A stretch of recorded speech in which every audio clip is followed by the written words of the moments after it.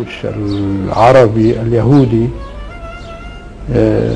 يعني تاريخيا هو تعايش دام قرون عديدة في بلدان عربية مختلفة، في العراق، في فلسطين، في المغرب، في الجزائر، في كل الأماكن.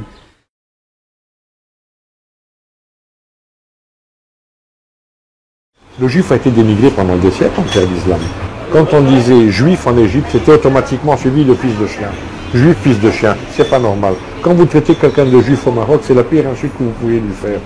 À partir du moment où l'islam est arrivé, ce sont devenues des populations complètement discriminées. Donc, à mon avis, ces populations étaient potentiellement réfugiées. Parce qu'elles n'avaient nulle part où aller. Qui pouvait les recevoir? Il était interdit pour le dhimmi de critiquer en quoi que ce soit la loi islamique et le gouvernement islamique. Et donc, c'est une interdiction que l'on retrouve jusqu'à aujourd'hui. Et c'est ce qui a interdit la prise de conscience de la dhimmitude. À partir du moment où la base est discriminatoire, c'est-à-dire la base est humiliante, les principes donc de l'acceptation de cette communauté, c'est en dehors d'eux. On n'habite pas au Maroc, on va habiter pendant des milliers d'années dans le mêlat d'une ville. מלח זו ממש הייתה עיירה שלמה של יהודים, רק יהודים. ואפילו אני זוכר שהשמות של הרחובות כתובות בעברית. השם אולי בערבית, אבל הכתב הוא בעברית. כל המלח הוא סגור חומה מסביב. והיו לו יש 4 פתחים, אני זוכר. אחד הפתחים זה הרחוב שלנו. שהיינו יוצאים ממנו איזה מין פשפש כזה, שער כזה, שבלילה סוגרים אותו. מפחד שלא יכנסו גם ערבים שיש להם דעות קדומות, דעות יותר חריפות ושיעשו בנו שמות. There is a myth that Jews started being persecuted in the Islamic countries only after the State of Israel was formed, but is an absolute myth because horrible pogroms that have been taking place for hundreds of years.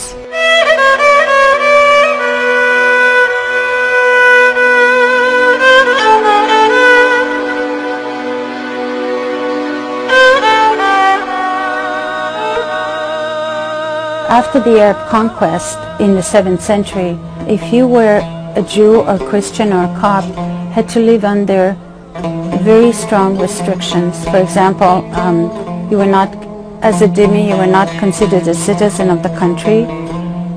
You could not own property unless you had a partner who was a Muslim. You could not own a horse. You could not build a synagogue that would be higher than a mosque.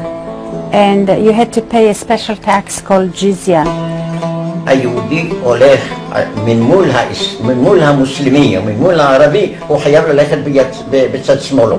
חייב, לפי הדין שלהם. מדוע? כי לבני האדם, בעיקר המוסלמים, מלווים אותם שני מלאכים. המלאך הטוב, המלאך הרע. המלאך הטוב הוא צד ימין, המלאך הרע הוא בצד שמאל. אז אוי ואבוי ליהודי אם הוא יעבור בימינו של המוסלמי, כי אז הוא מקלקל את המלאך הזה, ואז יסר, כלומר לך בצד שמאל יהודי. אם לא היה עושה את זה, בטעות, מכים אותו, מרביצים לו. Un de mes ancêtres est sorti à Téhéran en 1830 et il s'est mis à pleuvoir pendant qu'il était dehors. Par son contact, il a souillé un mollah, il pleuvait, et il a été brûlé vif parce qu'il avait souillé un mollah. La dhimmitude, c'est aussi un état d'esprit.